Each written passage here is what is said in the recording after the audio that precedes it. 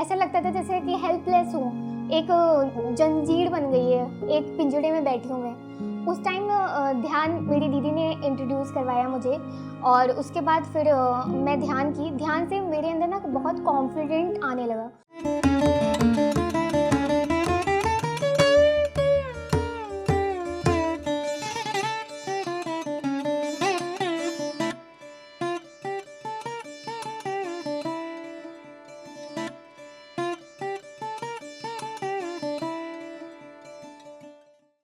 हाय, मेरा नाम दीपा यादव है। मैं प्रयागराज, उत्तर प्रदेश से हूँ। मेरा जर्नी मेडिटेशन में 2019 से शुरू हुआ था विपश्यना में, और उसके बाद मेरे कॉलेज आ गए तो डिसकंटिन्यू हो गया। फिर लॉकडाउन स्टार्ट हुआ। लॉकडाउन के टाइम मैं JTT4 PMC हिंदी में एक प्रोग्राम होता है, मैं उससे जुड़ी और उस टाइम 40 डेज़ का प्रोग्राम था। मैंने डे बाय डे किया। उसके बाद मुझे पता चला कि मेरे अंदर कितनी खामियां थी। मेरे फैमिली का बैकग्राउंड क्या था कि लड़कियों को ज़्यादा फ्रीडम नहीं दी जाती थी और उन्हें अलाउड नहीं था। वो हमेशा परमिशन लेके जाना पड़ता है। अगर बड़ों ने बोल दिया कि आपको यहाँ पे जाना है तो जाना है, अदरवाइज़ आपको नहीं जाना है। तो उस टाइम इतना ज़्यादा फियर था कि खुद कभी मतलब कि एक्शन ले ही नहीं सकती थी। ऐसा लगता था जैसे कि हेल्पलेस हूँ, एक जंजीर बन गई है, एक पिंजड़े में बैठी हूँ मैं।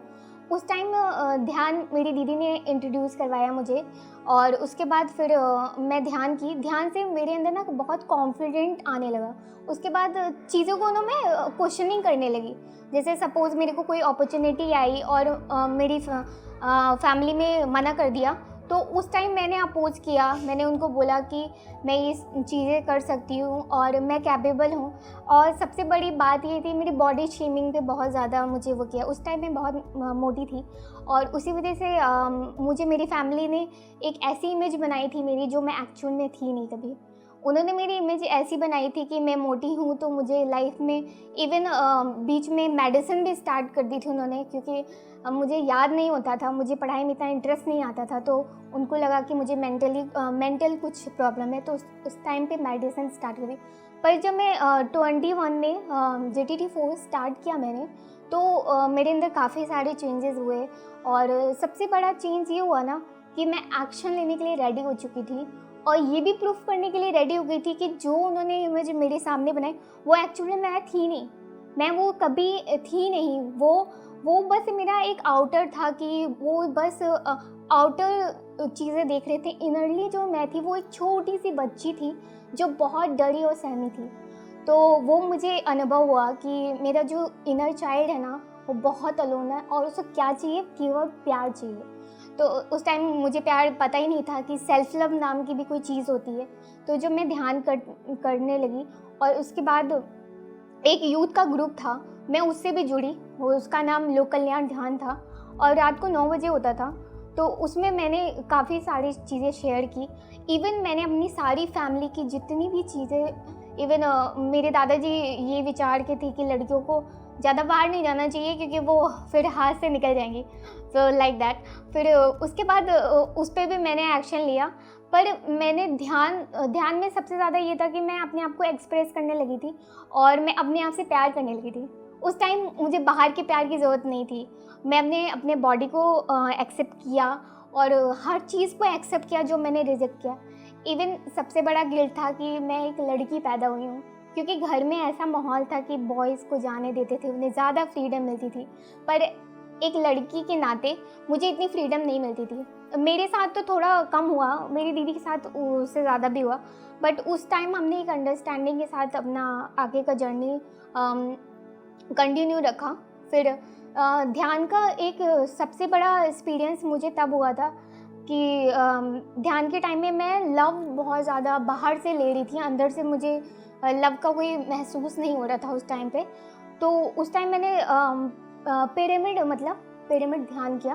पिरामिड पहन के मैंने ध्यान किया।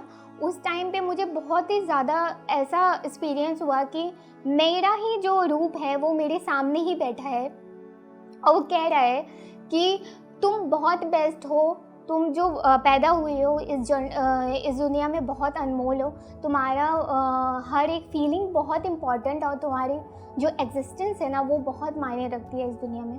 तो लाइक वो एक्सपीरियंस हुआ तो मैं उस टाइम काफ़ी ज़्यादा एक्सप्रेस करके अपने काफ़ी रोई मैं उस टाइम पे। और उसके बाद फिर धीरे धीरे मैं ध्यान करने लगी। मैं अक्सर सुबह करती थी ध्यान, 4 बजे से 6 बजे के बीच में मैं ध्यान करती थी। और मेरी लाइफ में सबसे बड़ा चेंज एक बुक है, ऑल केमिस्ट। मैंने ऑल केमिस्ट पढ़ी, पर उस टाइम में ना मुझे कुछ समझ नहीं आई ऑल केमिस्ट। मैंने जस्ट एक स्टोरी की तरह पढ़ी, पर जब मैं ध्यान करने लगी ना, उसके बाद मुझे चीज़ें समझ में आई कि उस टाइम उस स्टोरी में है क्या। उसके बाद फिर मैं काफ़ी सेशंस करने लगी। सर्विस के बारे में मुझे पता चला पत्री सर से। जो 22 मार्च को मेरा जन्मदिन था, उस दिन सर के लिए मैंने पोएम लिखी। और पोएम के बाद मुझे अपॉर्चुनिटी मिली दिल्ली में पीएमसी हिंदी के ऑफिस में पत्री सर से मिलने के लिए और उनसे बहुत सारे क्वेश्चन पूछने के लिए और एक दूसरे के डिस्कशन के लिए। काफ़ी यूथ आए थे वहाँ पे। और मुझे ना सर्विसिंग का मीनिंग तब पता चला जब मैं लोक कल्याण ध्यान में रात को 9 बजे 2 साल तक मैंने कंटिन्यू उसमें अपना योगदान दिया। तो मुझे पता चला कि सर्विस कितना इम्पोर्टेंट होता है। और ग्रैटिट्यूड तो मेरी लाइफ में एक मिरेकल जैसा था। मैंने अपनी लाइफ में ना कभी किसी चीज़ के लिए थैंक यू नहीं बोला। हमेशा मुझे ना कमी लगा है। जैसे कि मैं ज़्यादा एक्सप्रेसिव नहीं थी उस टाइम पे, तो मेरे कम फ्रेंड्स थे। तो मुझे ऐसा लगता था कि कोई मुझसे प्यार नहीं करता है। मैं हमेशा ना बाहर चीज़ों पे आती थी, कभी अंदर घुसती नहीं थी। अंदर मैंने कभी देखा नहीं कि मेरे अंदर कितनी ब्यूटी है। तो जब मैं ग्रैटिट्यूड स्टार्ट किया, मैंने चीज़ों को इम्पॉर्टेंट दिया। मतलब कि मेरी फैमिली है एक, और अलग अलग रिलेशन से मेरा एक्सपीरियंस हो रहा है, उसके लिए ग्रैटिट्यूड आया। अब स्पेशली अपनी बॉडी के लिए ग्रैटिट्यूड आया, हर चीज़ के लिए। और प्लांट्स के लिए प्यार बढ़ा। नेचर्स के बारे में मैंने जाना, काफ़ी कनेक्शन हुआ, एनिमल से कनेक्शन हुआ। और उसके बाद ग्रैटिट्यूड मैं फ़ील करने लगी, महसूस करने लगी। एक बार ऐसा एक्सपीरियंस हुआ था मुझे मेडिटेशन में कि मैं उस टाइम बहुत ही ज़्यादा हेल्पलेस फील करी थी। काफ़ी क्योंकि काफ़ी चीज़ें बहुत ऐसी होती हैं जो आप किसी को माफ़ नहीं कर सकते उस चीज़ के लिए। तो फॉरगिवनेस भी मुझे अपनी इंटरनल से पता चला कि किसी पर्सन को अगर आप माफ़ करते हो तो वो सबसे बड़ा चीज़ होता है। उससे सबसे बड़ी चीज़ ये होती है कि हम अपने आप को उस चीज़ से निकालते हैं। उसके लिए उसको माफ़ नहीं कर रहे हैं, हम खुद को माफ़ करते हैं अपने खुद की फ्रीडम के लिए। मेडिटेशन करी थी मैं, मतलब कि दुर्गा माँ से बहुत ज़्यादा कनेक्टेड थी उस टाइम पे। तो मैं अकेली ही बैठी हुई थी, सुबह 4 बजे मैं मेडिटेशन करी थी। तो बीच में ऐसा आया ना कि मैं किसी लायक नहीं हूँ, मतलब हेल्पलेस वाली फीलिंग आ रही थी। तो उस टाइम माँ दुर्गा आती हैं, मतलब उन्होंने बहुत सारे, जैसे माँ दुर्गा होती हैं मूर्तियों में, वैसे वो आती हैं और मुझे बोलती हैं कि बोलती हैं कि तुम मेरा रिफ्लेक्शन हो। तो उस टाइम मुझे उन्होंने बोला था ग्रैटिट्यूड की देवी, जो काफ़ी फेमस हो गया इस चीज़ के लिए। तो तब से मैंने ग्रैटिट्यूड प्रैक्टिस करने लगी। और प्रैक्टिस करते करते ना मेरे अंदर वो फीलिंग अपने आप ही जनरेट होने लगी। और आज मैं बहुत ग्रेटफुल फील करती हूँ कि मैं ध्यान मेरी लाइफ में आया। मेरी लाइफ में सबसे ज़्यादा स्वाध्याय ने बहुत काम किया। द 4 एग्रीमेंट बुक ऐसी है कि आपके जो पुराने वो बिलीफ हैं, जो फैमिली सोसाइटी ने आपको दिए हैं एक्चुअल में, जो आप नहीं हो ना, वो बुक पढ़ने के बाद मुझे बहुत ज़्यादा ट्रांसफॉर्मेशन हुआ। वो बुक्स सबको पढ़नी चाहिए, द 4 एग्रीमेंट। और उसके बाद मैंने पढ़ा था हील योर सेल्फ, तो लुइस एले। तो उसमें मैंने खुद से प्यार करने के काफ़ी सारे अफर्मेशंस वो यूज़ किए, क्योंकि डे बाय डे मैं उसको यूज़ करती थी और उसमें काफ़ी चीज़ें मुझे पता चली। और बाद में मुझे पता चला पत्री सर ने हर बुक पढ़ने के लिए मुझे रिकमेंड किया था। तो मैं बुक्स पढ़ना मुझे बहुत अच्छा लगता था। पहले मैं बुक्स नहीं पढ़ती थी, पर मेडिटेशन के बाद ना मुझे नेचर में जाना और एनिमल से कनेक्ट होना काफ़ी पसंद आया और बुक्स पढ़ना। मैं बहुत ग्रेटफुल फील करने लगी कि मैं वेजिटेरियन हूँ। मैं शुरुआत से वेजिटेबल ही खाती थी, बट मेरी फैमिली में पहले, मुझसे पैदा होने से पहले हमारे घर पे नॉनवेज खाया जाता था।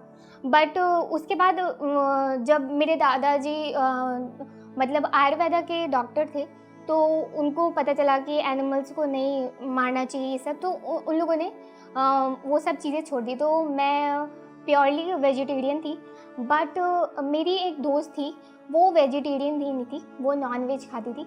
बट कहते हैं ना, जब ध्यान करते हैं तो हमारी जो ऊर्जा होती है ना, वो दूसरे को भी बदल देती है। तो वो मेरे साथ ही रहती थी कॉलेज में, तो मुझे नहीं पता था कि वो नॉन वेज खाती है। तो उसने मुझे एक दिन शेयर किया, उसकी तबीयत ना अक्सर बहुत ख़राब रहती थी, तो वो बाहर का भी खाती थी। तो वो मुझे एक्चुअल में नहीं बताई थी कि वो नॉन वेजिटेरियन है। तो मुझे एक दिन वो शेयर करने लगी कि मैं यार नॉन वेज खाती हूँ। तो मैंने कहा यार एक बात बता, जो लड़की कहती है #I love animals और एनिमल्स खाती है, तो वो मुझे काफ़ी ज़्यादा शौक लगा। बट उसके बाद से मैंने ध्यान और करने लगी। तो क्यों? क्योंकि वो मेरे साथ ही रहती थी। कहते हैं ना, संगत का असर बहुत ज़्यादा पड़ता है आपके ऊपर।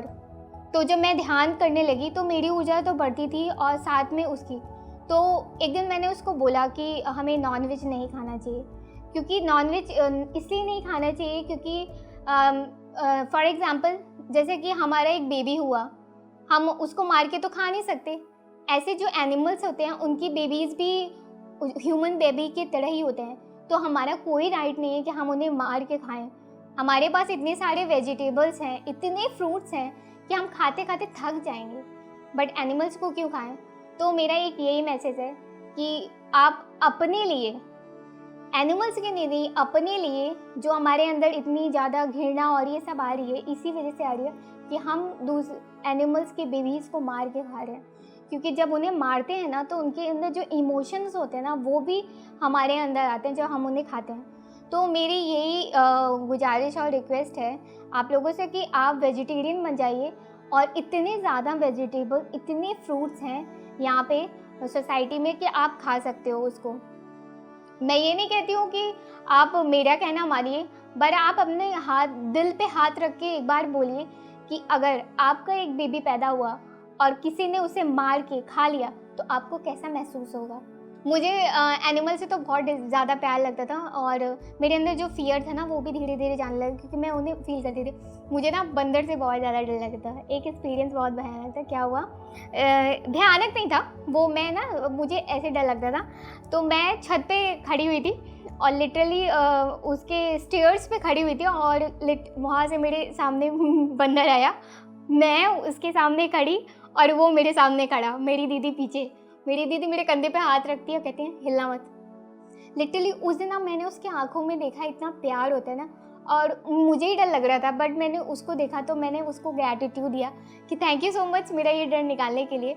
और एनिमल्स से मेरा बहुत ज़्यादा कनेक्शन हो गया उसके बाद से, क्योंकि ध्यान से मैं एनिमल से भी बातें करती हूँ और प्लांट से भी बातें करती हूँ, तो मुझे काफ़ी अच्छा लगता है। और मदर से मैं बहुत ज़्यादा कनेक्टेड हो गई हूँ ध्यान के बाद से। मुझे सबसे बड़ी अपॉर्चुनिटी, मुझे घूमना बहुत ज़्यादा पसंद है। तो हमारे उसमें PMC हिंदी में अलग अलग यूथ के प्रोग्राम्स होते हैं। बैंगलोर में होता है, करताल में होता है, और अलग अलग सिटी में भी होता है। तो मैं अभी प्रयागराज में, मैं लास्ट टाइम पार्क में मैं गई थी और मैंने सबको बुलाया था। तो वहाँ पे हमने ध्यान किया, और जो आसपास के यूथ थे, मैंने उनको भी एक्सपेरिमेंट करवाया। मैंने उनसे ये नहीं कहा कि आप आके मुझसे ध्यान करो, मैंने उनसे कहा कि आके आप एक एक्सपेरिमेंट करो, आपको अच्छा लगा तो आप कंटिन्यू करिएगा। तो उसके बाद फिर मैंने वहाँ पे प्रचार किया, और मैं नागपुर भी गई थी वॉलंटियरिंग के लिए, और वहाँ पे भी मुझे काफ़ी अच्छा एक्सपीरियंस हुआ। सीड विजडम हुई वहाँ पे, काफ़ी मास्टर्स से मिली मैं वहाँ पे, और काफ़ी मज़ा आया मुझे। और तो मैं बस यही एक मेरा मैसेज है हर यूथ को कि हमें अपनी लाइफ को ट्रांसफॉर्म करने के लिए, चेंज करने के लिए, खुद को जानने के लिए, खुद से कनेक्ट होने के लिए, अपने आप को अपग्रेड करने के लिए हमें ध्यान करना चाहिए। और बॉडी को हेल्दी करने के लिए और बहुत एनर्जेटिक फील करने के लिए हमें वेजिटेबल और फ्रूट्स खाने चाहिए। और प्लांट्स और एनिमल से हमें प्यार करना चाहिए, क्योंकि वो भी हमारी लाइफ का पार्ट है। तो हमारी ये भी रिस्पॉन्सिबिलिटी है कि हम उनकी केयर करें। और आपको सोशल वर्क भी करना चाहिए, आपको सर्विस करना चाहिए। इससे क्या होता है कि जब हम सर्विस करते हैं, जो चीज़, सपोज़ मेरे पास अगर 2 फ्रूट है तो मैं एक फ्रूट किसी और को दे दूँ और मैं अपने बसे भी किसी और को दे दूँ। जब हम दूसरे के कल्याण में योगदान करते हैं तो हमारा खुद का भी बहुत कल्याण होता है। तो मेरा यही है कि आप ध्यान करिए, खुश रहिए और ध्यान प्रचार करिए। सबका मंगल हो, सबका कल्याण हो। Thank you so much.